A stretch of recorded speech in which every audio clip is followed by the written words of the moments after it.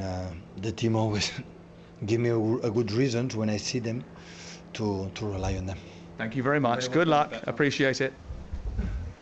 Yeah, so Matt Face there with Pep Guardiola. Sounding quite tired, or he's had two quite emotional games actually. They've had to fight hard for the point they got against Chelsea. They had to fight hard tonight. They're not as free flowing as they were maybe 12 months ago, but they got the job done. The most important thing is the win. But just as I was about to say before he went over to Pep, that I'm looking at Arsenal, and I know Arsenal, the weekend they played Burnley, and you'd expect them to win, but they're doing it in style. I take the point that Stuart Pearce made and that Sam asked Pep there about the way that teams set up against them. Yeah. But teams have always done that against City. Teams done that last year. Teams have been doing it for ages. Yeah, it feels like they're labouring a little bit. That's the word. They're labouring a little bit. And I'm feeling they're trying to get... Haaland missed a couple of chances. One big chance against Chelsea. Yeah. Right? One big chance. But they're struggling to get him involved in the game as much. But he only needs one chance. He only needs one. Right, let's go to Ian. He's a Man City fan. All right, Ian? Hi, you okay? I'm good, Ian. Thanks for phoning in, mate. What do you think of it tonight? Well, it's team selection, really. That's the major problem. Foden is absolutely brilliant playing at number 10 role. But with De Bruyne, they've got an understanding and they get the job done. But with Alvarez in that position, as well as Foden, it doesn't work. That's what I would say. And the number two thing is that Pep has never, ever had a plan B. It's played my way or else. And that has always kind of worked out for him, though, hasn't it? Sorry? That plan's kind of worked out for him, that plan, eh? Oh, I'm not knocking it. Listen, he's the Messiah, isn't he? But, you're right, the Chelsea game and this game, they've got us sussed out, though. We're not the quickest at the back. We play a high line. And it's balls over the top and sprinters running forward. And, we get sucker punched every time with that. But if you played Walker as a sweeper, he's quick. Well, we don't play that style. But if we had Walker played as a sweeper, we'd scupper that style of attack. But Walker's so good going forward as well, isn't he? Do you know what I mean? Walker's he is so good. On the overlap as well, what he offers you going the other way. Yeah. Ian, thanks for your call. Let's go to Mike. He's a Man City fan. All right, mate? Mikey? Hi, mate. You all right? Mikey? I'm all right, Mikey. How are you? Good, yeah. I don't think I've ever been on them before and said we didn't play that well. But we didn't play that well. But the actual result was a really important 3 points, whereas I think we were better against Chelsea than we were tonight. I think, we had more chance. Just the thing about the Chelsea match, how it's like in the paper, like how Poch frustrated City so it was only 1-1 and all that. Yeah. If you actually think about it, if Erling was in a normal mood, his granny aunt just died, everything was clicking perfectly, we'd have actually won 4-1, which everyone would have said was a fantastic result. So have you forgotten the chance that Jackson had and the two that Sterling had? Have you forgotten about those? Yeah, of course I have, but then I know that Pringles are crisps. So, I wouldn't make those sort of mistakes. But did you not think tonight, we looked totally out of sorts with about 3 players doing magnificent work, usual ones, Foden and Rodri are absolutely magnificent. And we were doing too much of the tapping it about and not go. We needed to go a bit more direct. And guess what happens? We go a bit more direct. Erling goes and scores. Phil should have scored something. When Phil went through in the same position, he was a bit unlucky. Yeah. But it did take a slip for you to get the goal. It wasn't brilliant play. It was a slip. Yeah, it was. But when he was running and everyone's saying, oh, you knew he was going to score. Yeah. Tonight, I wasn't certain he was going to score at all.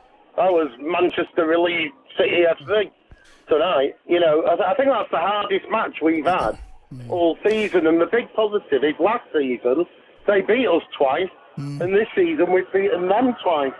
The other thing is, Do you not think that Liverpool and Arsenal have missed the trick this year? If we're only 1 point behind and we've dropped what have we dropped? About 20 points. We've only lost 3 games. We've won 17. Yeah, but we had those draws, didn't we? Yeah, you've had 5. I wouldn't say you're mild. You know, it's still it's still a lot of football to be played. You got to go to Anfield and play Liverpool. Yeah, you say miss a trick. I mean, I think the pair of them. No, I mean, do you not think they've missed out on the fact that we've dropped 20 points and they should be further ahead than they are? Well, Liverpool have only lost 2 games. Well, they're still only 1 point ahead of us. Yeah, and you know, one of the games they lost was away at Spurs. But the Premier League's tough. Yeah, it's not easy. I think when you say missed a trick, it's a bit. What's that mean? I mean, they're Liverpool top. Liverpool top. He's arrogant, isn't he? He's arrogant. Well, he's basically saying we've been pup, and you still can't get away Arsenal from have had us. their wobble. Liverpool have been. Liverpool have been businesslike. They have been businesslike all season. They have. They've got the job done. Yeah. At the you moment, haven't sat here and been like, "Oh my God, Liverpool, unbelievable." Well, if you looked at all 3 teams now, they win. You're going Arsenal's right now on current form. You'd say Arsenal are the ones that look like they're going to win every game at the moment. Mind you, Liverpool do as well at the minute. They get it done a different way. Yeah, and to be fair, City did look like that. No, but Arsenal at the moment, look, they're catching the eye, Arsenal, because they're scoring lots of goals. Catching the eye, but I just always feel like Arsenal have got a stinker in them. You hate them because you're Spurs. I don't hate them. Yeah, I do. That's a lie. I do hate them. But I just, I think they've got a stinker in them. I think if you're Arsenal or Liverpool watching that tonight, you're encouraged by that performance from City and encouraged. But don't forget, Liverpool played Brentford at the weekend, right? Mm. Yeah. I mean, Brentford played in a different way. I think Brentford had their collar felt against Liverpool. They played a high line. They got done over the top. Tonight away, Brentford are going to play a different way away from home than they will at home. And one of the Thomas Frank would have felt, why didn't I do something similar against Liverpool on Saturday that I did tonight against Man City? Because they made Liverpool's job easy at the weekend. Tonight they made City's job hard. Yeah. And that's what the point Stuart Pearce was making, that teams will come and sit. But I've seen teams do it to City, and City just bop, find a way, goal. Yeah, it's a bit harder for them. But they're good. Give Brentford credit tonight. They came with a plan, and they nearly got it done. Had it not been that slip, they may well be leaving with a point. Yeah, absolutely. Let's go to Ollie, though. He's an Ipswich fan. All right, Ollie? Ollie? Ah, Ollie. Hello. What are you doing? Hello. I'm good, thank you. How are you? Yeah, we're good, mate. We're good. You've been to the game, an absolute classic at Portman Road. Yeah, classic. Concede in the first minute and win the game. Yeah, and you conceded an equaliser in the 94th, right? Oh, yeah, 94th. A penalty that was never a penalty, in my opinion. But, not ideal. No, but, a little bit like City tonight. You got the win, right? You got out of jail. You got the win. You got the 3 points. Move on, and that's the game you had to win tonight. You've had your wobble. Looks like you're coming through it. It's a game you had to win tonight. Well, they're bottom, Rotherham. That's what I mean. Probably a little bit disappointed that you haven't coasted through that one, though. I'll tell you what. We're all very disappointed. The atmosphere at the game was absolutely lightning, but the performance was nothing but good, to be honest. But I'll tell you, the turning point in the game was Amari Hutchinson and Caden Jackson coming on.